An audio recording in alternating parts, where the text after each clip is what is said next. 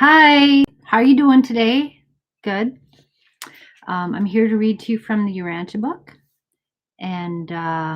But first, a short passage from Light the Flame by Andrew Harvey.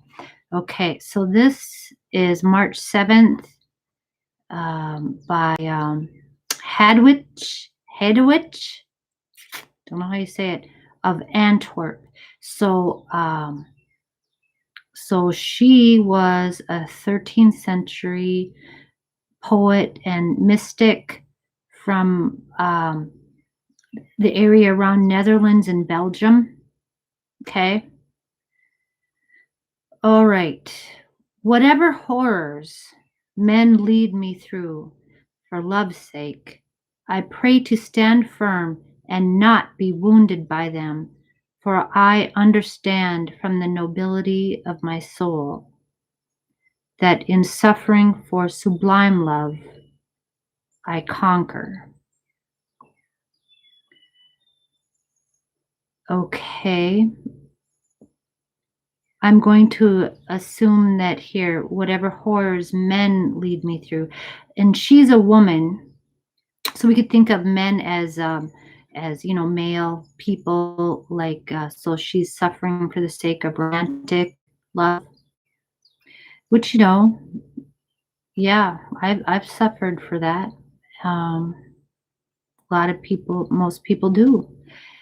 Or we could take that to mean the human race, whatever horrors men as in humanity leads me through, just the foibles of the powerful misguided people.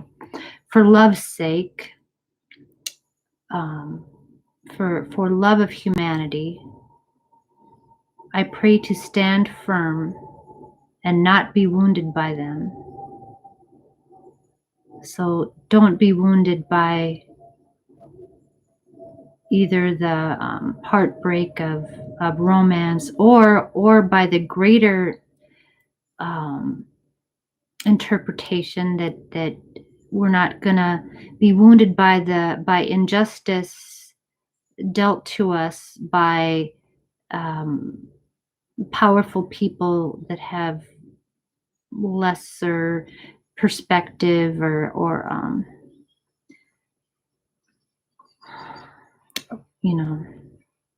injustice. Okay, so I'm not going to let that bother me, even these deep injustices, for I understand from the nobility of my soul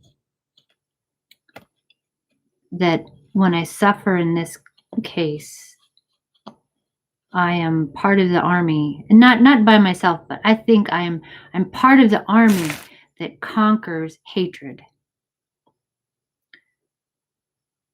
I am in the army that conquers hatred when I'm suffering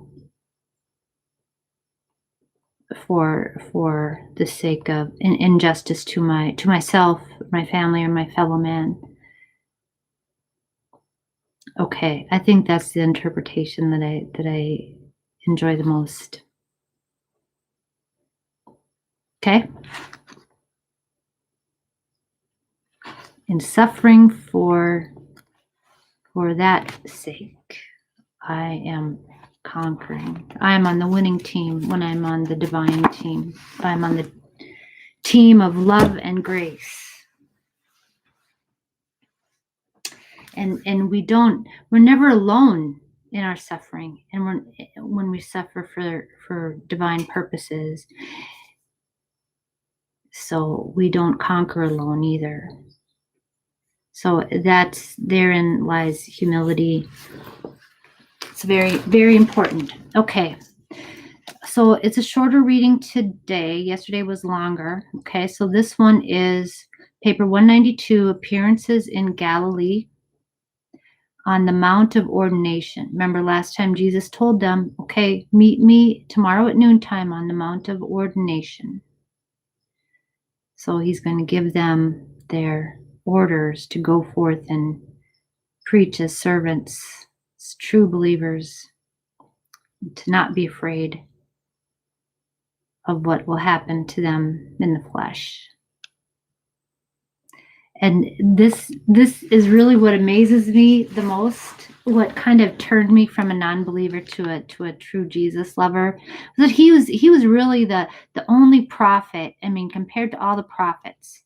Okay, to say Jesus was just another, really intelligent, compassionate reformer, activist, sure, he was all that, but he was the only one that took these men and told them to go to the ends of the known world, to leave their families behind, that this mission was the most important thing that they could do with their lives.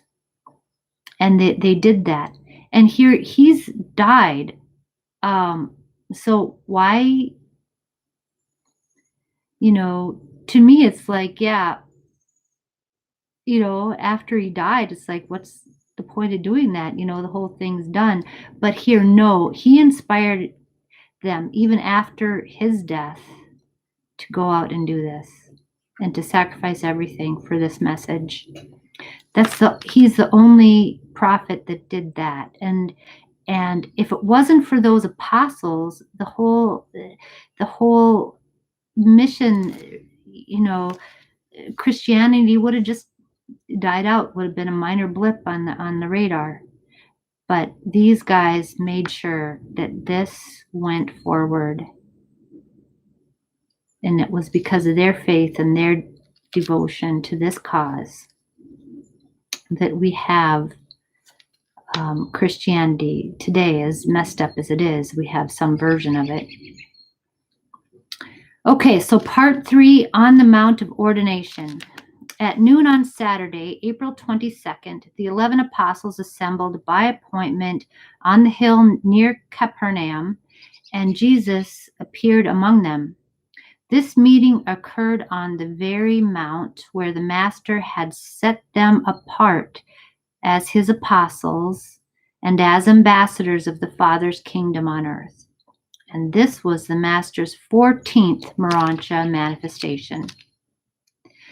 At this time, the 11 apostles knelt in a circle about the Master and heard him repeat the charges and saw him reenact the ordination scene, even as when they were first set apart for the special work of the kingdom. And all of this was to them as a memory of their former consecration to the Father's service, except the Master's prayer. When the Master, the Urantia Jesus, now prayed, it was in tones of majesty and with words of power, such as the apostles had never before heard. Their Master now spoke with the rulers of the universes as one who, in his own universe, had had all power and authority committed to his hand. And these 11 men never forgot this experience of the Urantia rededication to the former pledges of ambassadorship. So, and any thought of bailing out at this point is like, no, because there's such power and authority in this consecration, in his communication with them at this point. The Master spent just 1 hour on this mount with his ambassadors, and when he had taken an affectionate farewell of them, he vanished from their sight. And no one saw Jesus for a full week. The apostles really had no idea what to do, not knowing whether the Master had gone to the Father. In this state of uncertainty, they tarried at Bethsaida. They were afraid to go fishing lest he come to visit them, and they missed seeing him. During this entire week, Jesus was occupied with the Urantia creatures on earth, and with the affairs of the Urantia transition when he was which he was experiencing on this world. So we read about that before last paper. He was graduating his Urantia levels. So, okay. Wonderful. Very, I love this book. So I will see you again tomorrow. Okay. Have a good day. Bye.